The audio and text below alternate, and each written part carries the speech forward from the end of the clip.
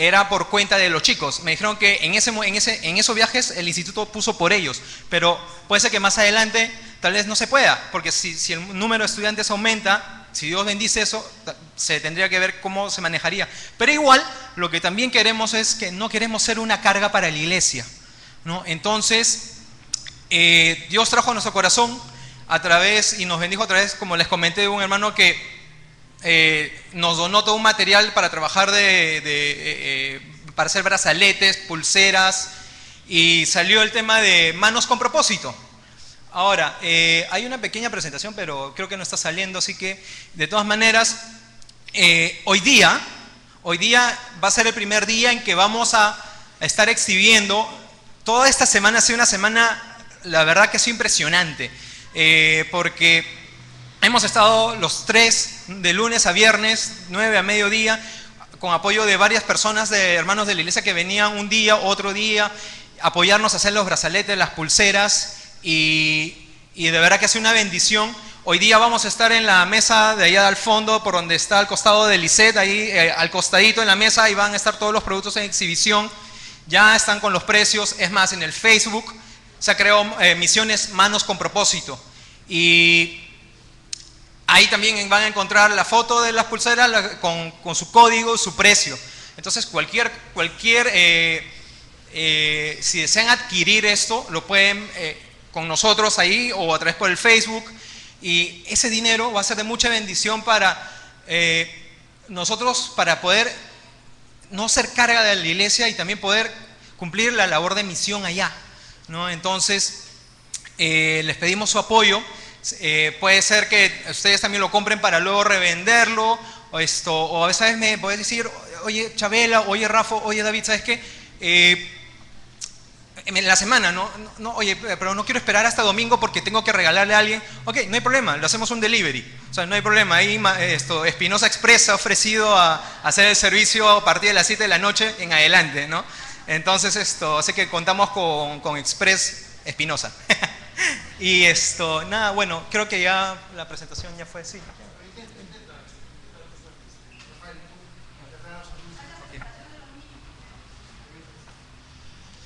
Ok, solamente quería recordarles, hay un anuncio que no puedo dejar de comentarles. ¿Qué cosa hay este miércoles 25? Este miércoles 25 hay una película, claro, este miércoles 25 hay una película, ¿correcto? Pero también, ¿qué cosa hay este miércoles 25? Seminario de matrimonios, lo hemos venido anunciando, me parece que este es el 4º domingo que lo anunciamos. De miércoles 25 al viernes 27 de julio. Miércoles 25 al viernes 27 de julio. Es de 7 a 10 de la noche. No tiene costo, no tiene costo. ¿Quién lo va a dar? Es la iglesia Calvary Chapel Satellite Beach de Florida.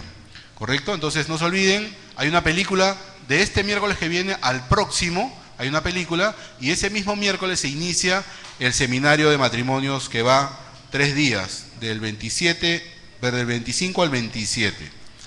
Y lo último que quería comentar con ustedes es que no dejemos de apoyar a los jóvenes, no dejemos de apoyar a los jóvenes que se están yendo a Colombia. Y quiero hacerles un comentario chiquitito nada más, porque sé que hay una presentación. El día de ayer tuvimos la oportunidad de ver estas alhajas que están haciendo los jóvenes. De verdad que parece oro. Yo no conozco muy bien el tema, pero parece bastante oro. Me probé una, me quedó linda, la verdad a mí me gustó. Janet dijo, no, cómprate otra más grande. Ella se probó no sé cómo se llama, una cadenita, un collar con piedras. Yo pensé que solamente era algo, pensé que eran solamente pulseritas, pero no, viene también, hay collares, pendientes, hay aretes, o sea, la cosa está linda. No deje de apoyar a los jóvenes. Los jóvenes, me sorprendió, la verdad, ayer estuve con los jóvenes en Contracultura, y adivinen quién dio la enseñanza. Ya era un pastor ya reconocido, internacional. Lo estaba dando nuestro querido David. David dándole enseñanza a los jóvenes y hablaba y la Biblia, que no sé qué, que no sé cuándo. O sea, no dejen de apoyar a los jóvenes porque los frutos no los vamos a ver, los estamos viendo ya. ¿Correcto? No dejen de apoyar a los jóvenes, una causa tremenda. Luchito, ¿sí? Tenemos, Lucho. Ya, ok. Y bueno, misiones con propósito. Tenemos un versículo, hemos escogido 3 versículos que el Señor nos llamó mucho la atención, pero dice, ¿cómo pues invocarán aquel en el cual no han creído? ¿Y cómo creerán aquel quien no han oído? ¿Y cómo oirán sin haber quien les predique? ¿Y cómo predicarán si no fueran enviados? Como está escrito, cuán hermosos son los pies de los que anuncian la paz, de los que anuncian buenas nuevas. Eso está en Romanos 10, 14, 15. Bueno, ¿quiénes somos? Somos un grupo de jóvenes pertenecientes a la iglesia de Gracia Calvary Chapel, que estamos con el llamado de servir al Señor y de llevar su palabra, ¿no? Ahí estamos.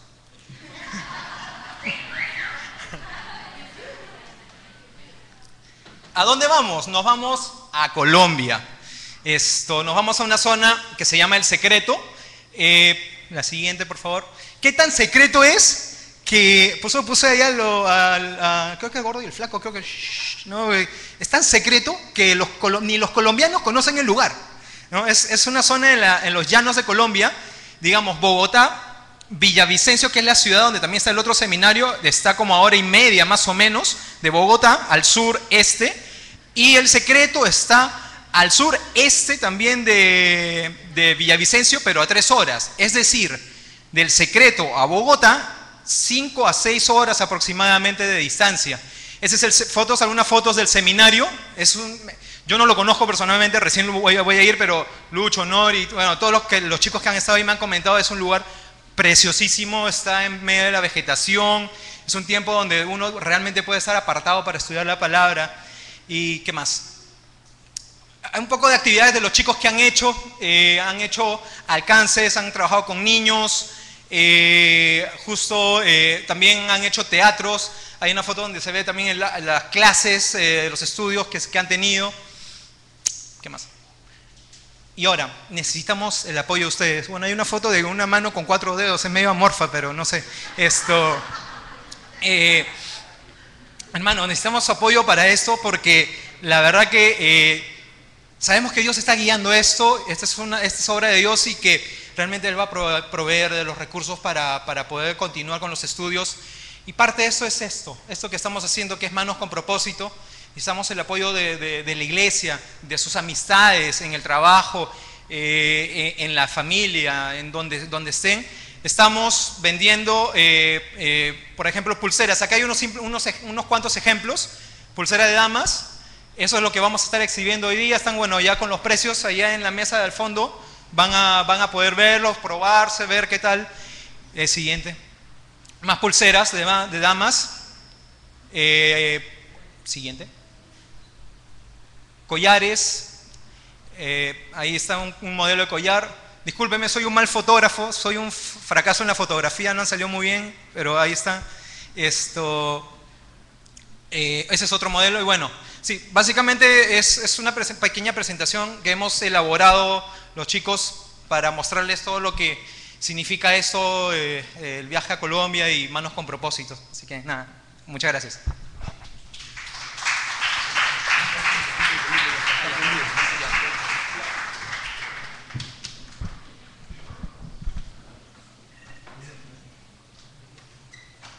Con respecto al viaje de los muchachos, una iglesia que no es misionera, algo le está pasando, porque la iglesia debe afectar a la comunidad.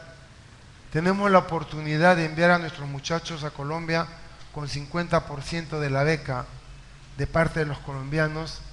2 de ellos, los más jóvenes, tienen el otro 50% de la beca de parte de la iglesia de Golden Springs. Se están yendo con el 100% de la beca. Rafael está yendo con el 50% de la beca. Él va a tener que sostenerse y para poder cubrir otro 50% de la beca. Pero como iglesia tenemos que mandarlos, enviarlos, guardarlos, protegerlos. estuvieron en la embajada colombiana, donde la iglesia ha sido su aval. Todos nosotros hemos sido el aval para que ellos puedan viajar a Colombia. En este momento ya tienen su pasaje Rafael y Chabela. El pasaje de Chabela lo ha comprado la iglesia, no en su totalidad, porque hemos tenido que agarrar plata del alquiler del mes, confiando que a través de estas ventas se pueda cubrir sus pasajes y poder ayudarlos. Recuerden que todo lo que nosotros invirtamos en estos jóvenes, lo que ellos hagan y alcancen, Dios nos lo va a poner a nuestra cuenta. No hay nada más maravilloso que poder ayudar y bendecir y ser generosos.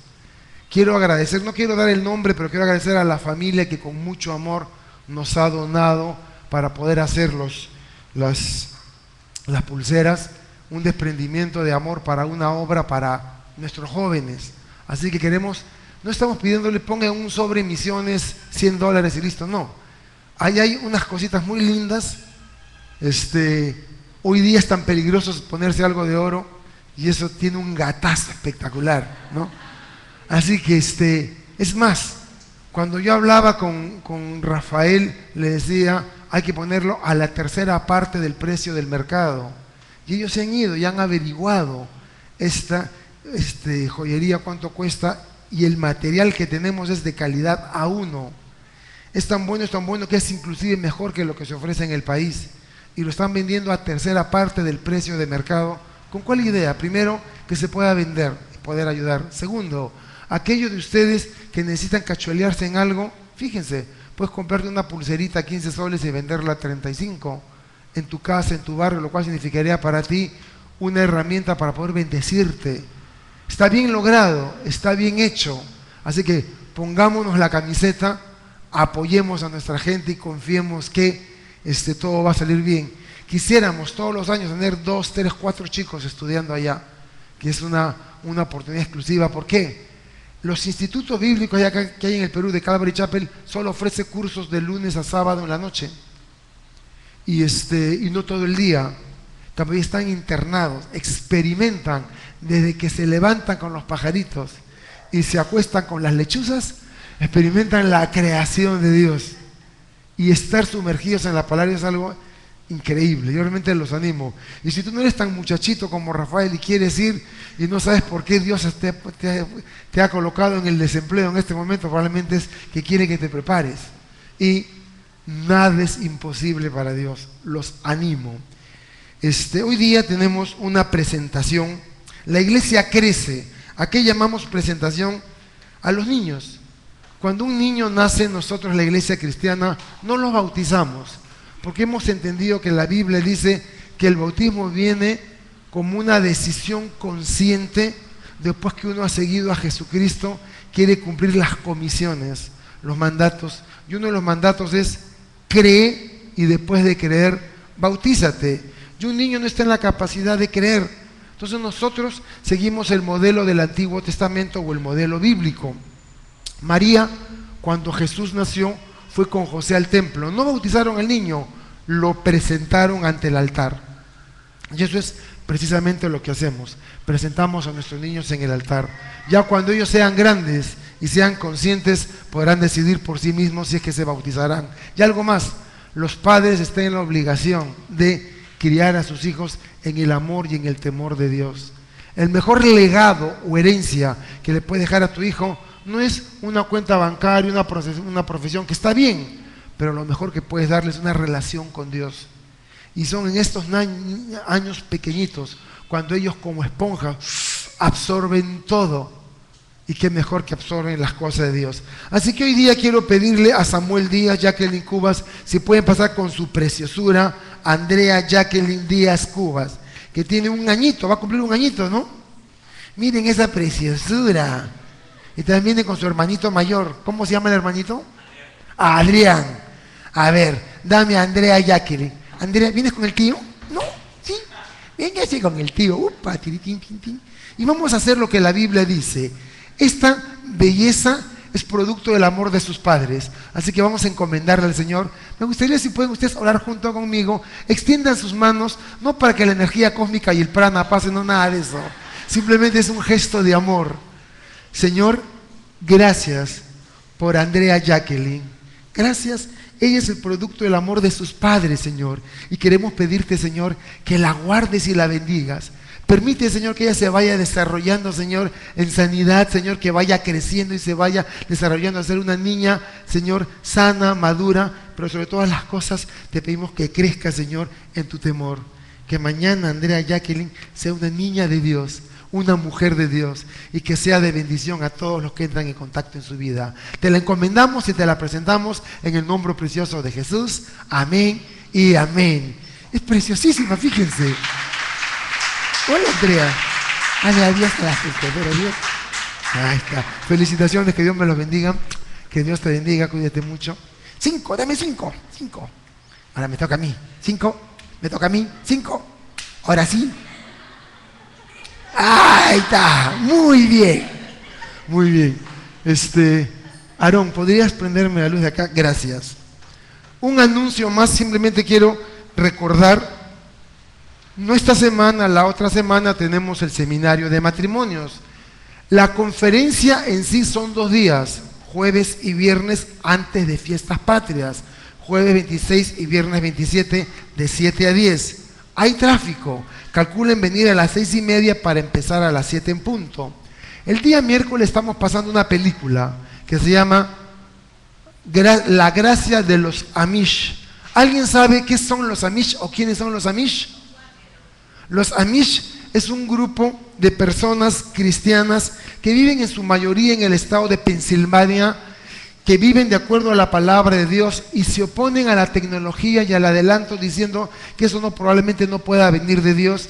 Y ellos no usan el motor eléctrico, no usan nada a motor ni a vapor, todo lo que utilizan es caballos y todo lo utilizan con sus manos. Viven en comunidad, entre ellos hacen sus casas, tienen sus colegios, entre ellos se ayudan y han vivido así.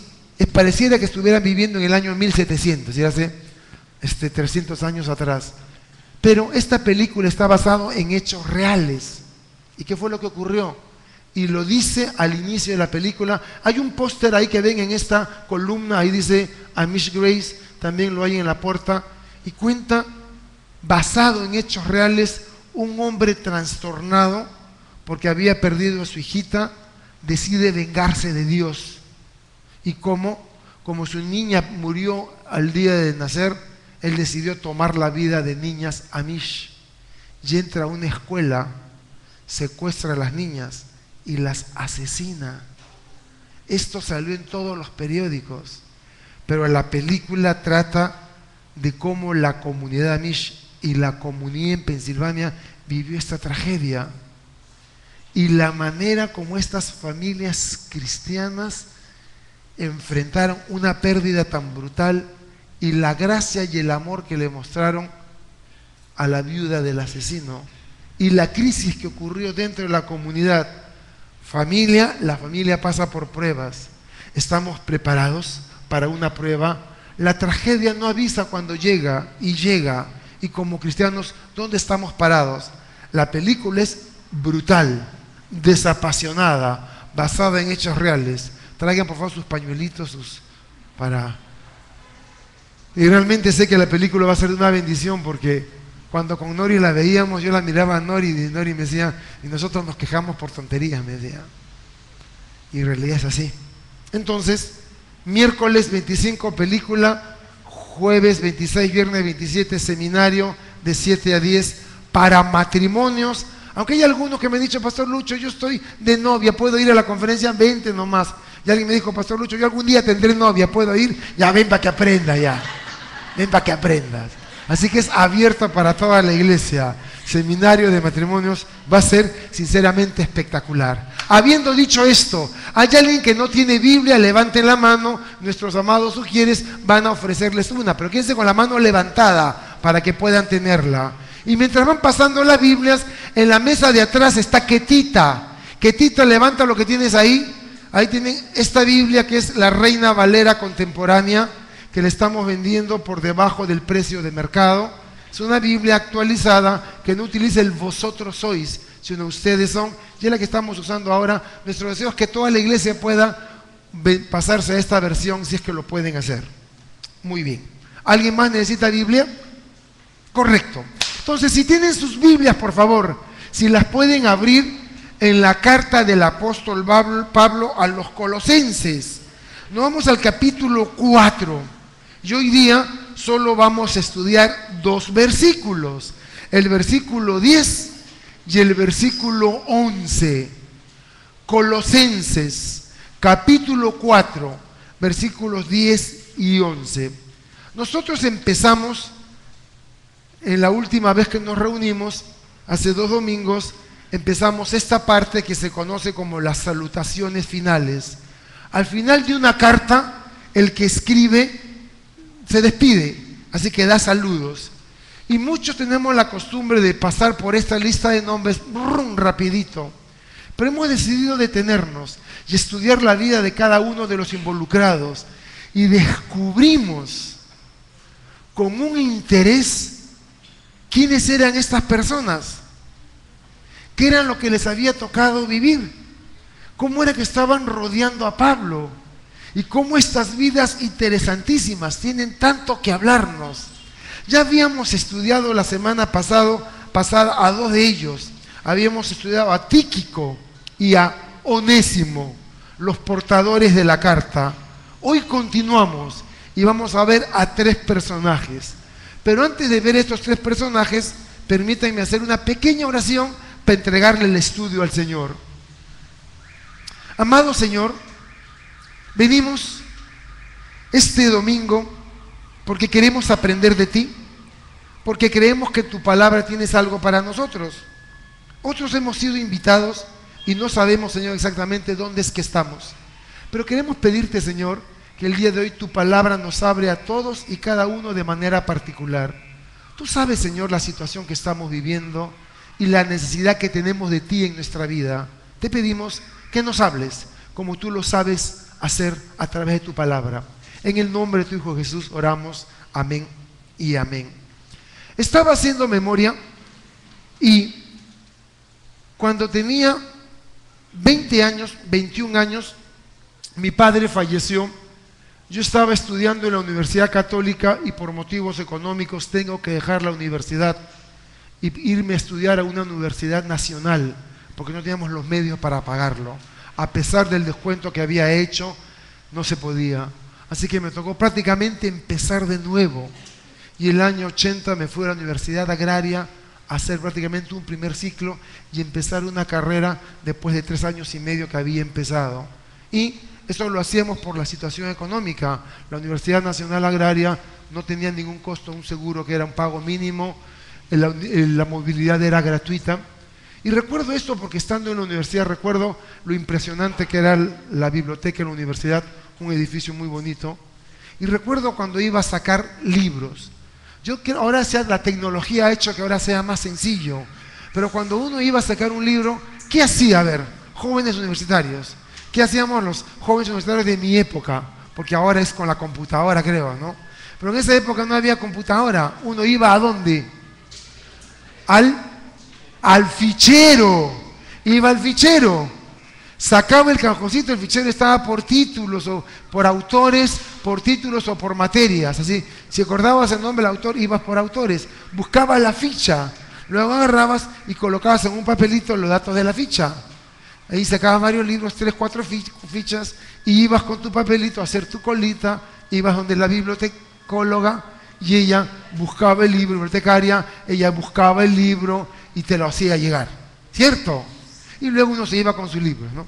Bueno, recuerdo que en esa época, ya como creyente, 3 años de creyente, llegó una ilustración que me tocó en el alma.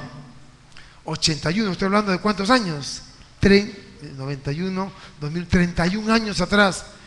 Y ayer en internet encontré esta ilustración que ya la había perdido y que en esa época, a mis 21 años, me había tocado en el alma. Así que quiero usarla a manera de ilustración de la enseñanza del día de hoy. El título es El día que Jesús guardó silencio. Así que se los voy a leer. Aún no llego a comprender cómo ocurrió, si fue real o un sueño. Solo recuerdo que ya era tarde y estaba en mi sofá preferido con un buen libro en la mano. El cansancio me fue venciendo y empecé a cabecear. ¿Quién alguna vez no se durmió con un libro en un sofá? Hay otros que se duermen con la Biblia, eso sí es sacrilegio. Ya. En algún lugar entre la semi-inconsciencia y los sueños, me encontré en aquel inmenso salón. No tenía nada en especial, salvo una pared llena de tarjeteros, como los que tienen las grandes bibliotecas. Los ficheros iban del suelo al techo y parecía interminable en ambas direcciones. Tenía en los cajoncitos diferentes títulos.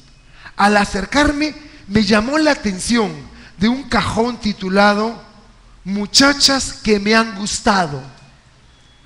Lo abrí descuidadamente y empecé a pasar las fichas. Tuve que detenerme por la impresión. Había reconocido el nombre de cada una de ellas. Se trataba de las muchachas que a mí me habían gustado. Sin que nadie me lo dijera, empecé a sospechar de dónde me encontraba. Este inmenso salón, con sus interminables ficheros, era un crudo catálogo de toda mi vida. Estaban escritas las acciones de cada momento de mi vida, pequeños y grandes detalles, momentos que mi memoria había ya olvidado. Un sentimiento de expectación y curiosidad acompañado de intriga empezó a recorrerme mientras abría los ficheros al azar para explorar su contenido. Algunos me trajeron alegría y momentos dulces, otros, por el contrario, un sentimiento de vergüenza y culpa tan intensos que tuve que volver sobre mi hombro para ver si alguien me observaba. El archivo Amigos estaba al lado del de Amigos que traicioné y Amigos que abandoné cuando más me necesitaban. Los títulos iban de lo mundano a lo ridículo. Libros que he leído, mentiras que he dicho, consuelo que he dado, chistes que conté. Otros títulos eran asuntos por los que me he peleado con mis hermanos, cosas hechas cuando estaba molesto, murmuraciones contra mis padres, videos que he visto. No dejaba de sorprenderme de los títulos. En algunos ficheros había mucho más tarjeta de las que esperaba y otras veces menos de lo que yo pensaba. Estaba atónito del volumen de información de mi vida que había acumulado. ¿Sería posible que hubiera tenido el tiempo de hacer cada una de estas millones de tarjetas? Pero cada tarjeta confirmaba la verdad. Cada una estaba escrita con detalles de mi vida.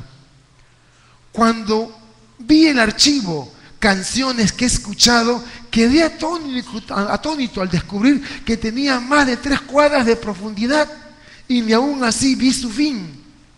Me sentí avergonzado, no por la calidad de la música, sino por la gran cantidad de tiempo de mi vida que había perdido.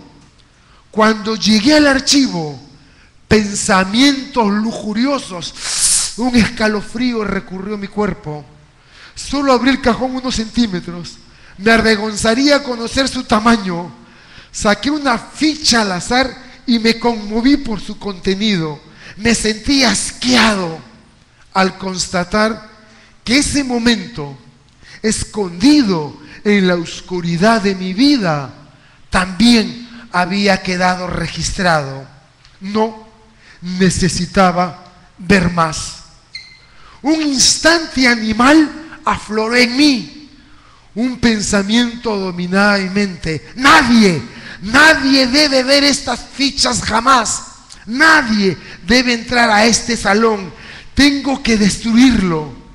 Y en un frenesí insano intenté arrancar un cajón. Tenía que vaciar y quemar su contenido, pero descubrí que ni siquiera podía desglosar una sola ficha del cajón. Me desesperé, traté de jalar con todas mis fuerzas, solo para descubrir que eran más duras que el acero cuando intentaba arrancarlas. Vencido y completamente indefenso, cerré el cajón, apoyando mi cabeza al interminable archivo, testigo invencible de mis miserias, y empecé a llorar. Y en eso, el título de un cajón pareció aliviar en algo mi situación. Personas a las que les he compartido el Evangelio.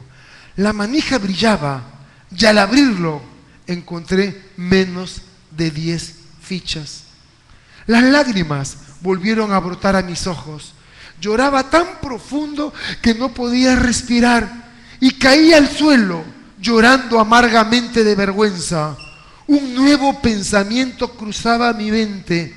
Nadie deberá entrar a este salón. Necesito encontrar una llave y cerrarlo para siempre. Y mientras me limpiaba las lágrimas, lo vi. Oh no, no, por favor no, él no, cualquiera menos él. No quiero que Jesús abra ninguno de esos cajones. Impotente, vi cómo Jesús abría los cajones y leía cada una de mis fichas. No soportaría ver su reacción y en ese momento no deseaba encontrarme con su mirada. Intuitivamente Jesús se acercó a los peores archivos. ¿Por qué?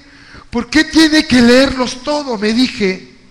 Y con tristeza en sus ojos, Jesús buscó mi mirada. No tuve el valor para encontrarme con sus ojos. Bajé el rostro de vergüenza. Me llevé las manos al rostro y empecé a llorar de nuevo. Él se acercó, puso su mano en mi hombro. Pudo haber dicho muchas cosas, pero él no dijo una sola palabra. Allí estaba, junto a mí en silencio, el día que Jesús guardó silencio y lloró conmigo. Volvió a los archivadores y desde un lado del salón empezó a abrirlos uno por uno. Lo único que atiné a decir fue no, no, no. Y luego observé que su sangre cubría las fichas. No entiendo cómo lo hizo tan rápido. Al siguiente instante lo vi cerrar el último archivo y venir a mi lado. Me miró con ternura a los ojos y me dijo: Lucho, Víctor, Carlos, consumado es. Está terminado. Yo he cargado con tu pecado, con tu vergüenza y con tu culpa. En eso salimos juntos del salón que aún permanece abierto porque todavía faltan más tarjetas que escribir. Aún no sé si fue un sueño, una visión o un mensaje de Dios, pero de lo que sí estoy convencido es que la próxima vez que Jesús vuelva a ese salón encontrará más fichas de qué alegrarse y menos tiempo perdido y menos fichas vanas y vergonzosas. ¿Y qué si toda nuestra historia y nuestra vida quedara registrada? Cada momento que hicimos, la Biblia dice: y aún lo que dijiste en secreto será proclamado desde las azoteas, y no hay nada oculto y escondido que no haya de saberse. Todos tenemos mucho de qué avergonzarnos, pero olvidamos algo.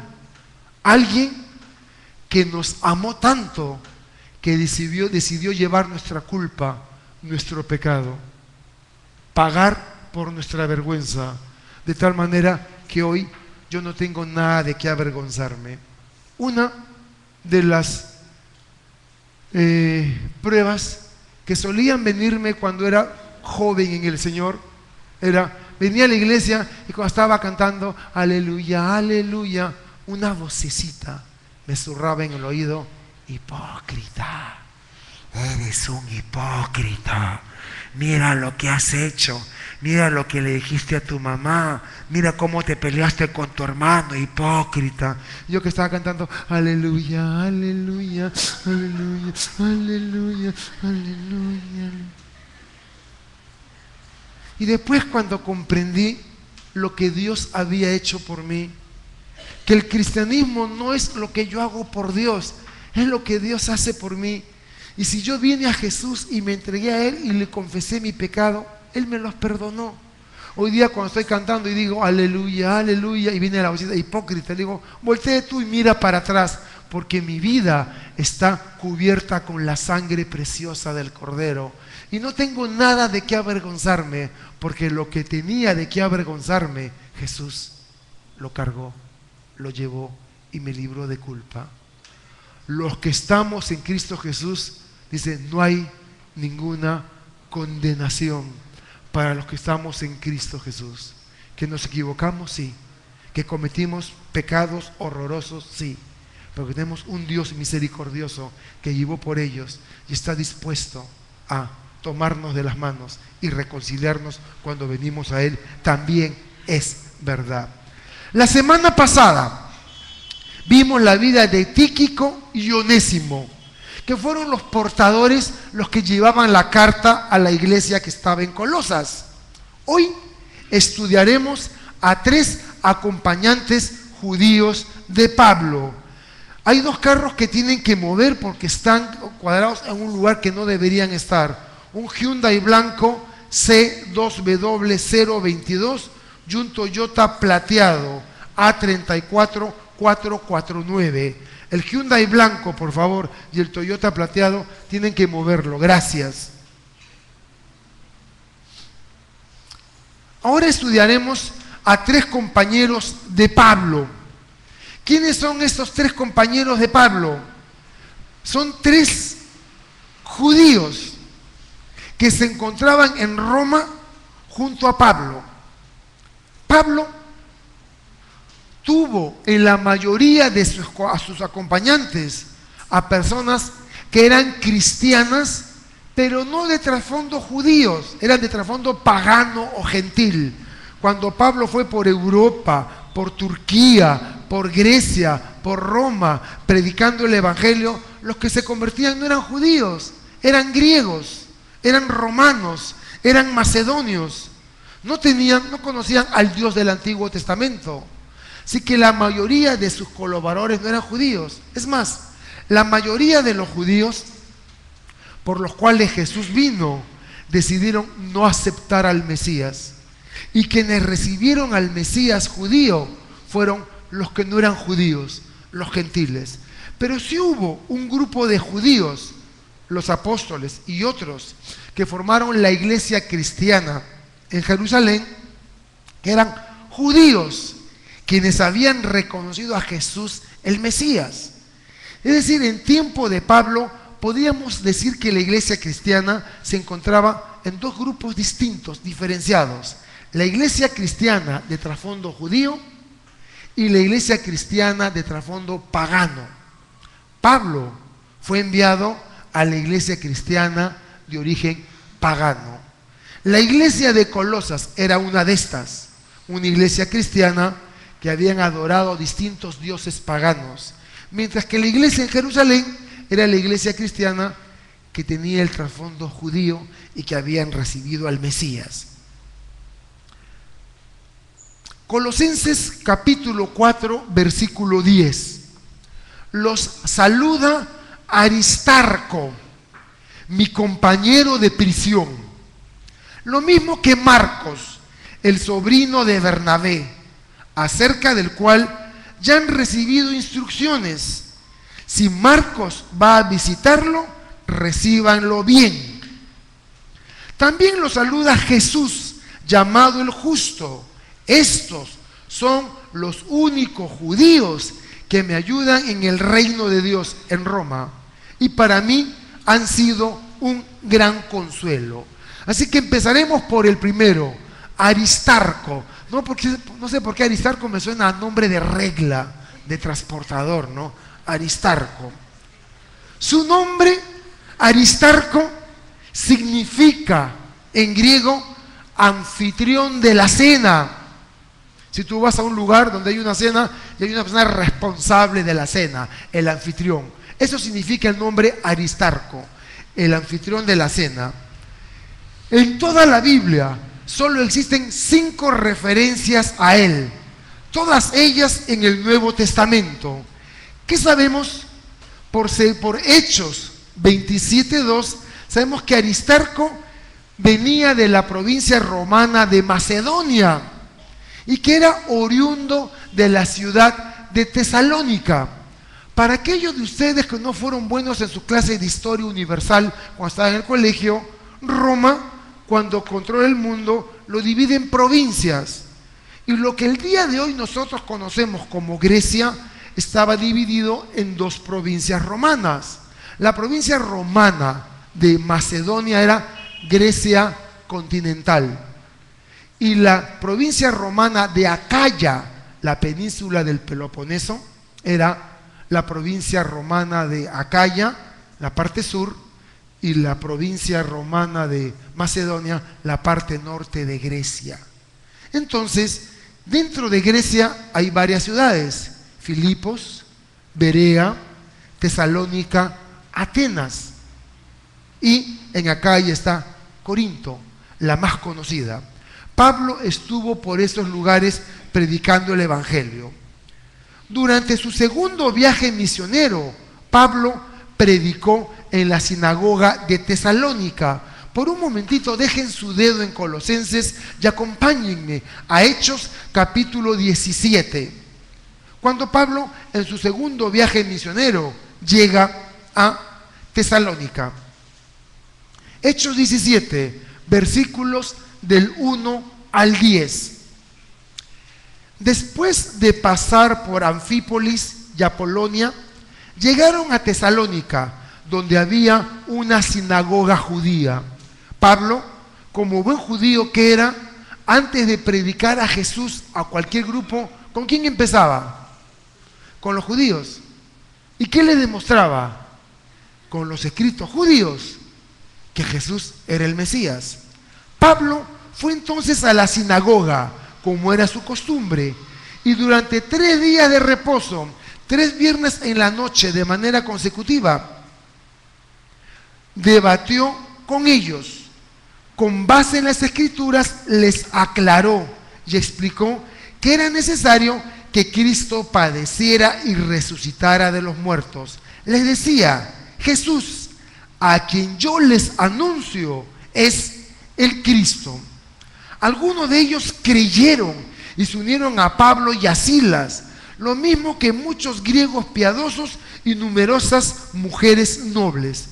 Así que en el versículo 4 dice: Pablo predicó el Evangelio de Jesús, y nos dice: algunos de ellos, judíos que estaban en la sinagoga, creyeron.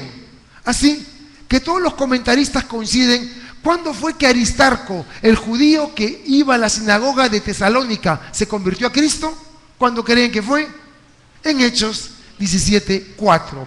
Él fue uno de los judíos que se convirtió. No solamente él, dice que también se le unieron griegos piadosos y numerosas mujeres nobles. Pero los judíos que no creyeron se llenaron de envidia. Así que lograron reunir una turba de vagos y maleantes y comenzaron a alborotar la ciudad. Y en su búsqueda de Pablo y Silas, irrumpieron en la casa de Jasón, pues querían expulsarlos del pueblo. Como no los hallaron, llevaron a Jasón y algunos hermanos entre las autoridades. Jasón, un judío que vivía al costado de la sinagoga. Cuando él acepta a Jesucristo, Pablo y los judíos que se habían hecho seguidores del Mesías se reúnen en su casa. Fueron los judíos, los llevaron ante las autoridades y gritaban: estos que trastornan el mundo entero también han llegado acá. Jasón los ha recibido y todos sus seguidores desobedecen los decretos de César. Dicen que hay otro rey que se llama Jesús. Y al oír esto, el pueblo y las autoridades de la ciudad se alborotaron, pero Jasón respondió por ellos y los dejaron en libertad. Esa misma noche los hermanos enviaron a Pablo y Silas hasta Berea. Cuando llegaron allá, entraron a la sinagoga de los judíos. Así que, históricamente, el momento ideal que este judío llamado Aristarco haya recibido a Jesús fue cuando Pablo predicó en la sinagoga de Tesalónica. Se convierte junto con Jasón y se va a la casa de Jasón, es lo que nos dice este texto. Aristarco fue uno de los judíos que creyó. Acompañó a Pablo en su tercer viaje misionero en Éfeso. Y en Hechos 19, versículo 29, no lo voy a leer, estando en Éfeso, la gente se empezaba a convertir. Y estando entre la multitud que se convertía a Jesucristo, hubo un grupo de personas que se sintieron amenazados por Pablo y los cristianos. Eran los orfebres, que se dedicaban al oficio de la platería. Y todo su negocio estaba en vender estatuillas de plata de la diosa Diana de los Efesios. Entonces, cuando Pablo empezó a predicar, la gente dejó de comprar y ya no iba al templo de Diana. Así que hicieron un gran alboroto y empezaron a gritar: Diana de los Efesios, esta ciudad honra a Diana. Hicieron un alboroto y fueron a buscar a Pablo, pero no encontraron a Pablo, lo encontraron a Aristarco y lo arrastraron por toda la ciudad, Aristarco y a otro hermano, y los llevaron ante las autoridades. El procónsul dijo: ¿por qué tanto alboroto? Todos sabemos que la ciudad de Éfeso es la que guarda el templo de Diana, así que dejen ir a estos hombres. Así que Aristarco, ni bien se convirtió, acompañó a Pablo en su tercer viaje misionero y es perseguido y es arrastrado. Si una turba arrastra a un par de hombres para llevarlos ante las autoridades, ¿cómo creen que lo llevan? Permiso, ¿me da su brazo, por favor, caballero? ¿Nos acompaña a las autoridades? ¿Alguien quiere imaginar cómo fue? Los jalonearon, los patearon, los escupieron, los gritaron, los insultaron. Y él fue zamaqueado, zarandeado por su fe en Jesucristo. En Hechos 24 dice que acompañó a Pablo por Macedonia y Asia al final de su tercer viaje misionero. Él fue uno de los representantes de las iglesias gentiles, no judías, que llevó una ofrenda que Pablo colectó para ayudar a los hermanos de Jerusalén durante la hambruna. Cuando quieren matar a Pablo, Pablo está preso en la fortaleza La Antonia en Jerusalén, y los judíos le piden al gobernador romano: por favor, trae a Pablo para que lo interroguemos y luego que regrese. Habían jurado un grupo de judíos que iban a matar a Pablo. Pablo apela al centurión, apela a César, y Pablo finalmente es llevado a Roma. Y cuando es llevado a Roma, nos encontramos en Hechos 27 y 28, cuando Pablo apeló a César y fue embarcado con el centurión romano para ir a Roma como prisionero. Aristarco lo acompañó. Aristarco no estaba preso. Aristarco se hizo siervo de Pablo y se fue con Pablo como preso para acompañarlo en el viaje. Junto con ellos también estaba Lucas. Así que Lucas y Aristarco en Hechos 27 subieron a ese barco. Hechos 27:2. Y embarcándonos en una nave que iba a tocar los puertos de Asia, zarpamos, estando con nosotros Aristarco, macedonio de Tesalónica. ¿Alguien recuerda qué ocurrió con ese barco y con ese viaje de Pablo en Hechos 27? Naufragó, casi se hunden, tienen que tirar todos los aparejos al mar. Y en un momento los marineros deciden huir en el bote de salvavidas y Pablo los detiene, cortan el bote de salvavidas para que se pierda, porque Pablo le dice: Dios me ha prometido que ninguno va a morir, salvaremos nuestra vida aunque habrá pérdida del barco. Ahí estaba Lucas, Aristarco, fueron náufragos junto con Pablo, estuvieron allí, experimentó junto con Pablo cuando el Mediterráneo casi les arrebata la vida. Lo saluda Aristarco, mi compañero de prisión. Solo hay dos posibilidades. Primera posibilidad, que hizo algo por su fe en Jesucristo, por el cual estaba preso junto con Pablo. Una posibilidad. La otra posibilidad, de manera voluntaria, servía a Pablo en la cárcel y lo acompañaba a Pablo en la cárcel. Cualquiera de las dos, Pablo lo llama mi compañero de prisión. Además de esta mención, en Colosenses se le menciona en la carta de Filemón, versículo 24. Aristarco es la clase de persona que queremos tener a nuestro lado cuando la situación es difícil. Estuvo allí en el motín de Diana, en primera fila. Estuvo al lado de Pablo en su viaje como prisionero. Sufrió el naufragio. Está ahora al lado de Pablo en la cárcel de Roma. ¿Cuántos cristianos estamos al lado de nuestros hermanos cuando las papas queman? ¿Cuántos? Uno está con el hermano cuando el hermano está bien, y si el hermano cae en desgracia y cae en pecado y es objeto de burla, ¿cuántos estamos con los hermanos? Aristarco vivía Gálatas 6:2. Sobrelleven los unos las cargas de los otros y cumplan así la ley de Cristo. Algo que deseo de todo corazón, tener en esta iglesia varios Aristarcos y ser un Aristarco para mis hermanos. Aristarco era la persona que estaba a tu lado cuando más lo necesitabas, y para Pablo fue de mucho valor. Pablo estuvo deprimido, Pablo sufrió una enfermedad a los ojos, y Aristarco lo cuidaba, y Aristarco lo acompañaba, y Pablo se sentía consolado y feliz de tener a su lado en los peores momentos a un hermano que no lo dejaba porque realmente lo amaba. ¿Somos nosotros así o somos profundamente egoístas? Aristarco pudo pensar en sí, no, que me voy a meter a la cárcel, pero él no dudó, estuvo siempre dispuesto para servir. Muy bien, personaje número 2, Marcos, el sobrino de Bernabé, acerca del cual han recibido mandamiento: si fuere ustedes, recíbanlo. Ahora entendemos por qué Bernabé defendía a Marcos. Era su sobrino.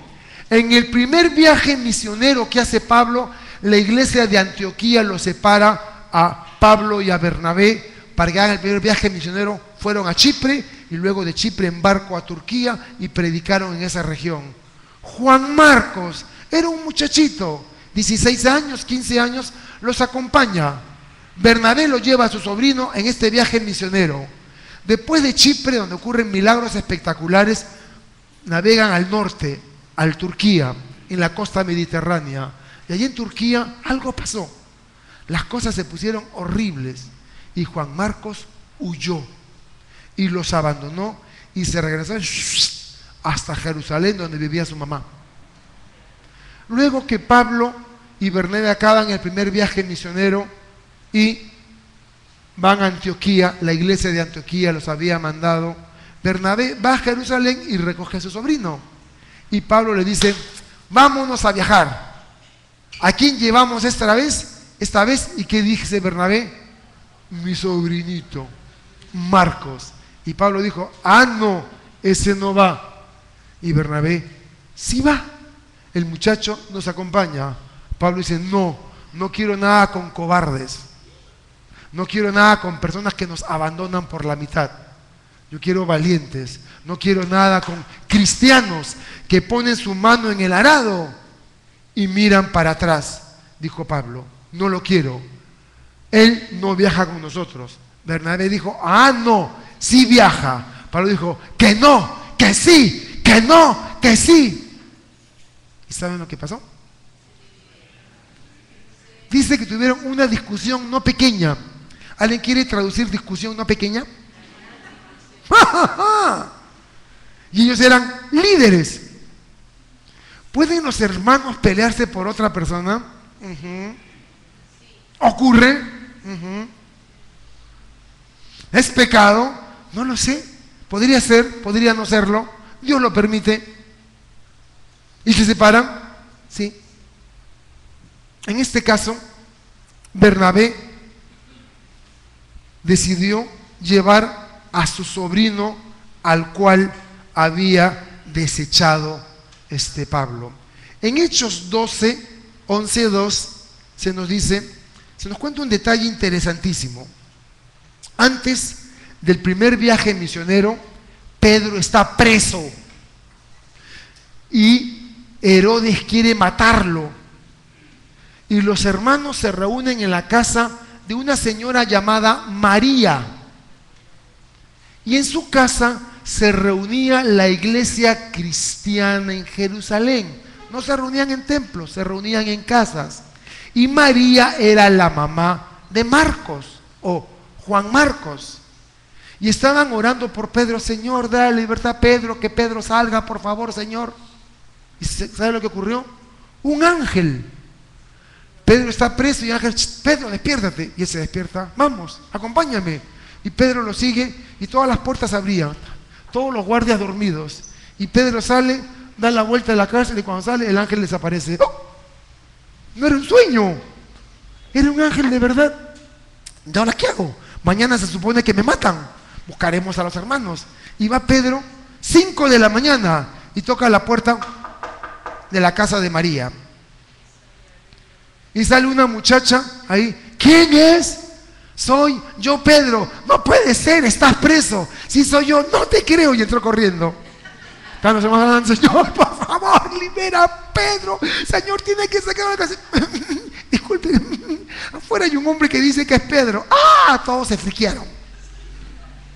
Y Pedro dice en el texto, Hechos 12, 11, 12. Entonces Pedro, volviendo en sí, dijo: entiendo verdaderamente que el Señor ha enviado a su ángel y me ha librado de la mano de Herodes y de todo el pueblo, de lo que todo el pueblo judío se esperaba. Y habiendo considerado esto, llegó a casa de María, la madre de Juan, el que tenía por sobrenombre Marcos, donde muchos estaban reunidos orando.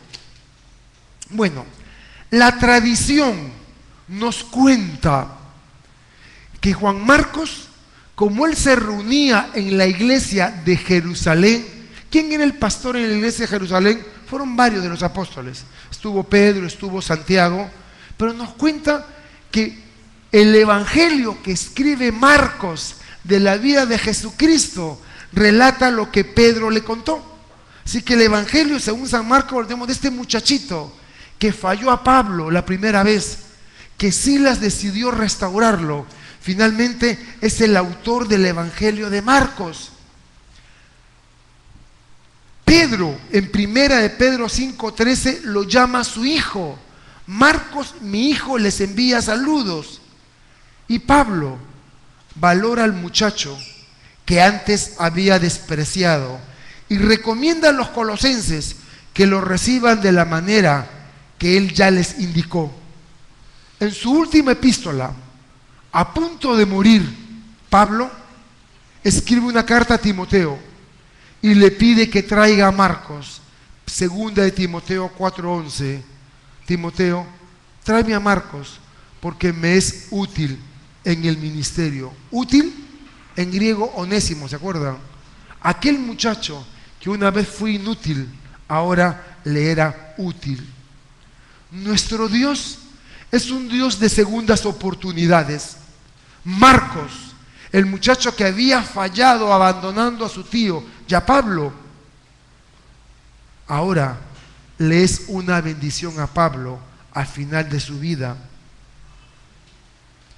Según la tradición, Marcos fue misionero en Egipto, fundó la iglesia cristiana en Alejandría y fue allí donde murió como mártir. Y el último personaje, versículo 11, 5 minutos y acabamos. También nos saluda Jesús, llamado el Justo. Estos son los únicos judíos que me ayudan en el reino de Dios y para mí han sido un gran consuelo. Y Jesús, llamado Justo, No conocemos nada de él. Todo lo que sabemos de él se encuentra en un solo versículo. Sabemos que era un judío piadoso y riguroso guardador de la ley, pues solo a estas personas se les daba el apelativo de justo. Así que él era un judío que vivía bien su religión judía. El nombre Jesús es la forma griega del hebreo Josué, que significa el Señor es salvación o Jehová es ayuda. Jesús, al convertirse al cristianismo, no se sintió digno de ser llamado exactamente igual al Mesías, así que prefirió el nombre compuesto, Jesús Justo. Probablemente se trataba de uno de los principales judíos romanos a los que Pablo convocó después del naufragio cuando llegó a Roma. Él llamó en Hechos 28 a los judíos romanos. Era además un colaborador en el ministerio y su presencia le traía consuelo a Pablo. De estos tres hombres, Aristarco, Juan Marcos y Justo, se nos dicen tres cosas. Primero, son judíos de la circuncisión. Entre todos los gentiles que había en Roma, ellos habían sido circuncidados desde niños, fueron criados en el judaísmo legalista, al igual que Pablo. Habían creído y aceptado a Jesús como Mesías y estaban al lado de Pablo. Segundo, eran sus colaboradores en el reino de Dios, salvos por fe, adoptados dentro de la familia de Dios en la iglesia, y ahora extendían el evangelio, trabajaban hombro a hombro con el apóstol para llevar a otros la misma experiencia de la vida eterna y la salvación en Jesucristo. Y tercero, ellos fueron para Pablo un gran consuelo en tiempos difíciles, en su confinamiento en la cárcel. Me llamó la atención la palabra consuelo. La palabra consuelo en griego es la palabra paregoria, donde se utiliza una palabra en medicina llamado paregórico, el elixir paregórico o laudano, que hasta la década del 70 se comercializaba en las farmacias. Estaba hecho a base de alcohol, alcanfor y heroína. Opio, alcanfor y alcohol. Tú en 1977 ibas a la farmacia, por favor, un elixir paragórico o una solución de laudano y te la daban y la tomabas, es decir, se consumía opio. Pero lo que realmente significa esto, significa que alivia el dolor, conforta, solaz, alivia, consolación. La presencia de Aristarco, Juan Marcos y Jesús Justo eran para Pablo como una medicina que le traían alivio en su dolor en la prisión. Estos tres hermanos eran un bálsamo para Pablo que alejaba y aliviaba el dolor de su aflicción. Ellos acompañaron a Pablo en la corte romana, se preocuparon por él, estuvieron a su lado cuando Pablo más los necesitaba. Pregunta: ¿eres un ayudador? ¿Eres un consolador de los hermanos como lo fue Aristarco? ¿Sabes que alguien esté en problemas? ¿Los ayudas? Muchas veces no tienes que hablar, únicamente tu presencia es suficiente. ¿Eres un ayudador como Aristarco? ¿O eres un cobarde como Juan Marcos, que cuando las cosas se pusieron difíciles se echaron atrás, pero luego te arrepentiste y volviste a Jesús para ser usado por Él? ¿Eres como Jesús Justo, un legalista que se sintió indigno y se rindió delante de Dios? Jesús hoy llama a los Aristarcos, a los Juan Marcos y a los Justos. Ven y recibe a Jesús. Iglesia, quiero que se ponga a orar conmigo. Deseo hacer una invitación y quiero que me escuches. Con mucho amor te voy a hablar. Dios nos hizo libres, pero nos había creado con un propósito. Y el propósito por el cual fuimos creados por Dios fue para darle gloria a su nombre, para traerle gloria a Dios. Pero nuestras vidas son vidas completamente egoístas y muy alejadas de Dios. Únicamente acudimos a Dios cuando estamos en problemas. Problemas matrimoniales, problemas de salud, problemas económicos, problemas en una relación.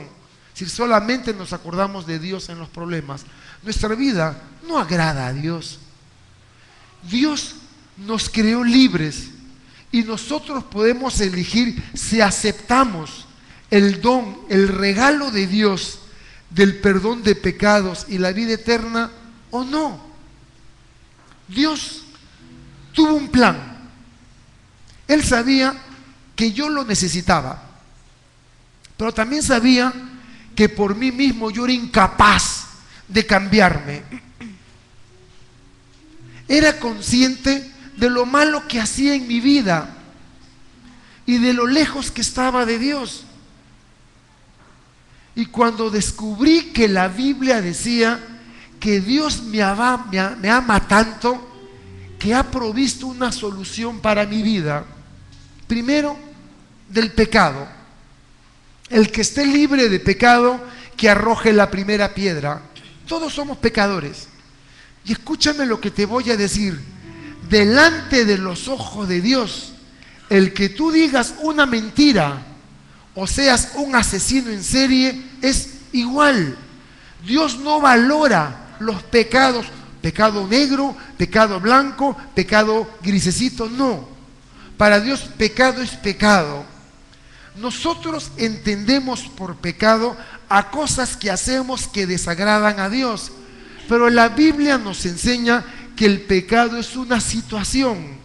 La palabra griega traducida como pecado es la palabra amartía, una palabra griega que se usaba en los deportes, en los Juegos Olímpicos, cuando los arqueros estaban haciendo tiro al blanco y cuando ellos disparaban a la flecha y la flecha no caía en el bull, sino se pasaba, gritaban pecado, amartía, que significa errar en el blanco. ¿Cuál es el blanco de nuestra vida? ¿Y cuál debe ser nuestro objetivo? Vivir una vida dedicada a Dios. Mas como no lo hacemos, el arquero tira y la flecha de nuestra vida pasa por el costado. No estamos viviendo para Dios, estamos viviendo en pecado. Pecado es separación de Dios. Porque estoy separado de Dios, me encuentro en pecado. Y esta situación de pecado me hace hacer muchas cosas que no agradan a Dios. Incluso no me agradan a mí. Incluso, increíblemente, los que más se aman son los que más se dañan. ¿Y esto por qué? Porque Dios no está presente en la relación. Y lo que tienes que reconocer es, Señor, no he vivido contigo. He vivido egoístamente pensando lo que era mejor para mí. Y Señor, ahora descubro en la Biblia que ante tus ojos, yo me considero bueno, soy igual que un asesino en serie. A mí no me parece justo mi perspectiva, pero de tu perspectiva hay una realidad. Todos estamos separados de Dios. Todos estamos en esta condición de pecado. Todos. Seas bueno o seas malo. Porque la Biblia dice, por cuanto todos pecaron, todos están destituidos de la gloria de Dios.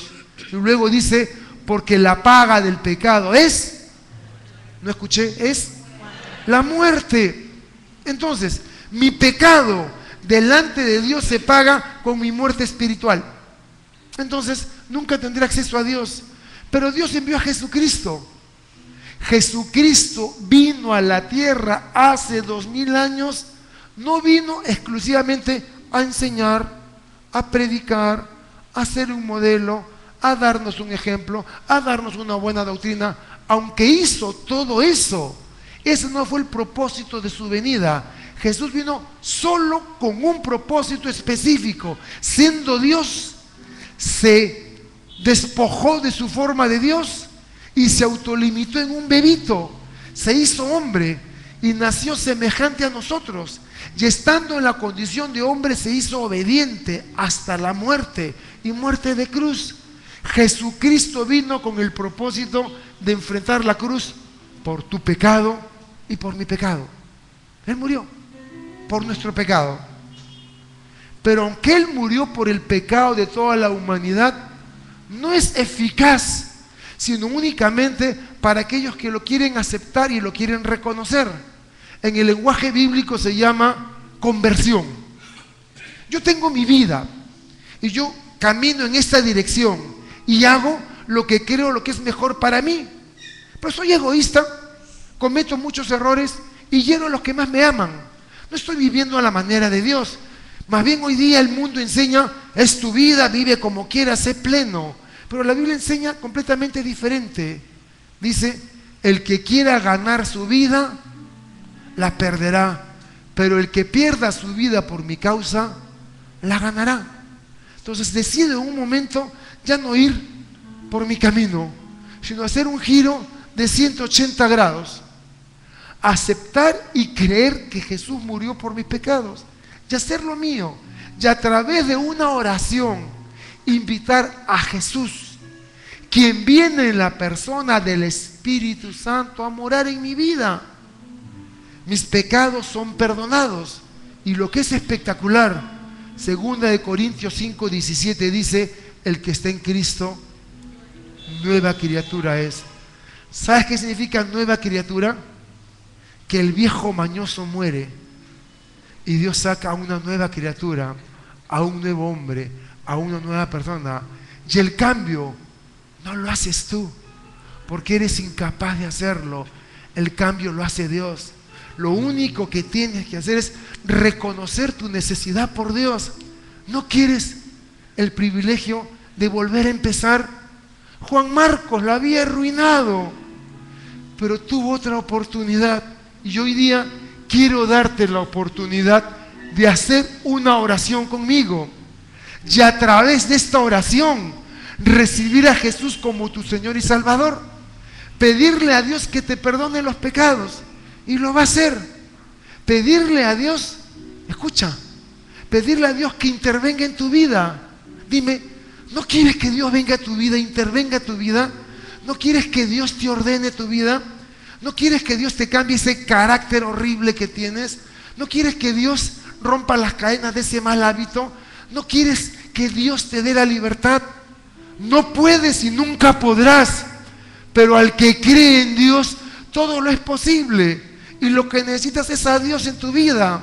¿Sabes? Si quieres vivir sin Dios en tu vida, es tu opción. Pero serías un necio. Vivir esta vida, que es lo único que vas a tener, sin Dios. Cuando nosotros, los creyentes, sabemos que esta vida es corta y la vivimos plenamente con Dios y sabemos que viviremos una eternidad con Él. Quiero orar, quiero que cierres tus ojos y quiero que escuches la letra de esta canción.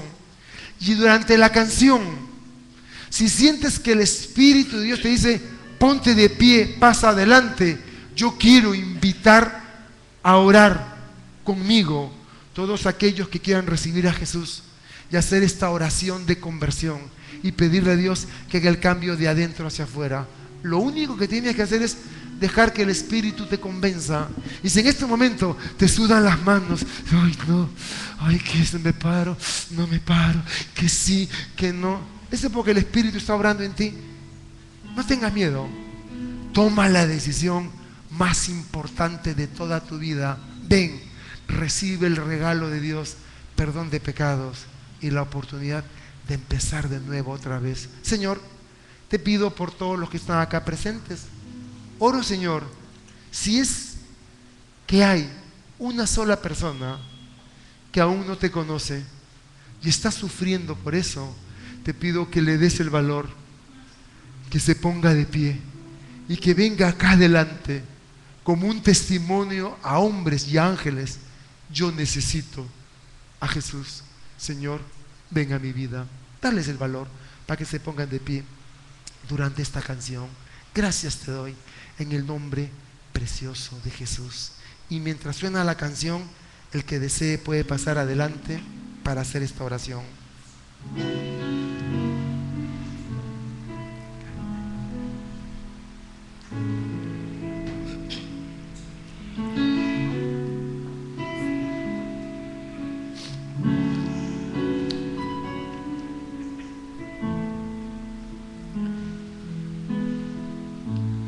Hoy es el día de tu salvación. Entrégate a Cristo, Salvador y Señor. Entrégale tu corazón, tu vida ofrece a Dios. Tú lo necesitas, no lo puedes ocultar. Tu vida entrego ya a Cristo Jesús.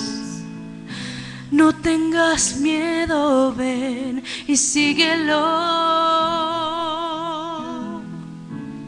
Él tu vida renacerá, su espíritu en tu ser para siempre estará. Entrégale tu corazón, no tengas más temor. Él quiere darte vida si tú vienes a Él. Dios te está llamando. Te perdonará y te limpiará. Abre tus ojos y mira tu realidad.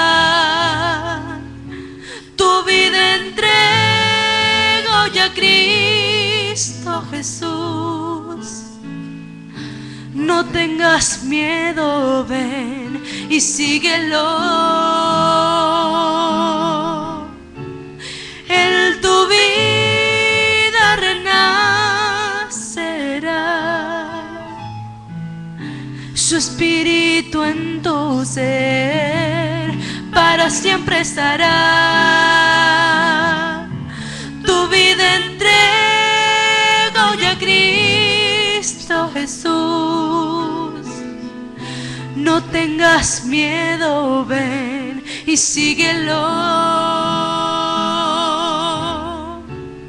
Él tu vida renacerá, su espíritu en tu ser para siempre estará. Siento del Señor que hay personas que desean hacer esta oración, así que no tengas miedo. Ponte de pie, ven adelante, vamos a orar. Es una invitación del Señor. Una sola pasadita más. Durante la canción los animo que se pongan de pie, vengan acá adelante. Vamos a orar. Sé valiente. Párate para Dios. Da testimonio que lo necesitas y deje que Él obre en tu vida.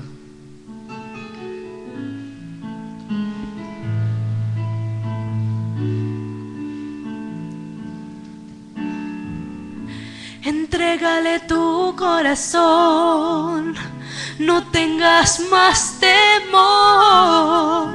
Él quiere darte vida si tú vienes a Él. Te perdonará y te limpiará. Abre tus ojos y mira tu realidad. Tu vida entrego ya a Cristo Jesús. No tengas miedo, ven y síguelo. Él tu vida renacerá, su espíritu en tu ser para siempre estará. Tu vida entrego ya a Cristo Jesús. No tengas miedo, ven y síguelo. Mirándome. Él tu vida renacerá, su espíritu en tu ser para siempre estará. El Señor Jesús hablaba con sus discípulos y le decía a la multitud: aquellos que se avergüencen de mí delante de los hombres, yo me avergonzaré de ellos cuando esté delante de mi Padre, pero aquellos que me confiesen, yo los confesaré delante de mi Padre. Y ustedes han sido valientes al pasar. Voy a pedirles que hagan esta oración conmigo, dentro de su corazón, para pedirle a Jesús que venga a su vida. Si alguien que está sentado quiere hacer una oración de rededicación, no dejen de hacerlo. Este es el momento ideal. Después de mí, hagan esta oración. Señor Jesús, tú me conoces. Todo de mí está expuesto delante de tus ojos.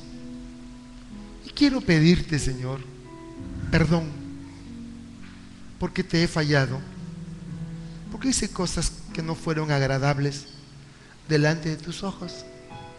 Soy consciente de mis temores, mis luchas, mis necesidades, mis dudas, y por eso es que te necesito tanto. Yo creo que en esa cruz, hace 2000 años, moriste por mí, por mis pecados.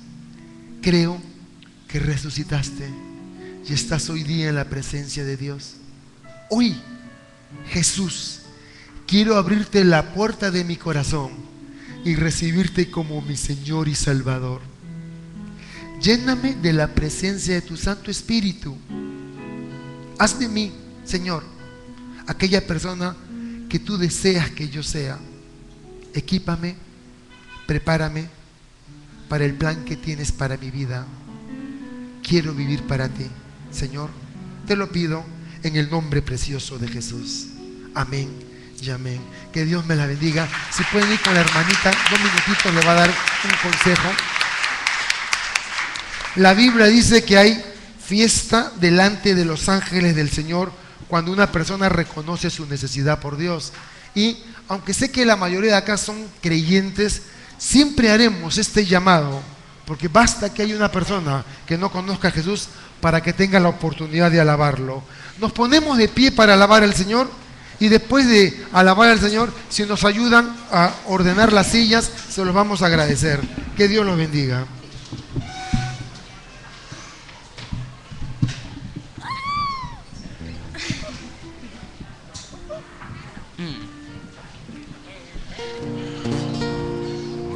Hola.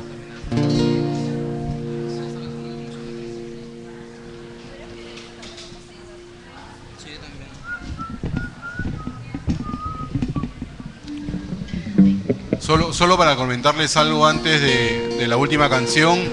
Recuerden el anuncio de la semana pasada. Los que están interesados en apoyar a gente que está con cáncer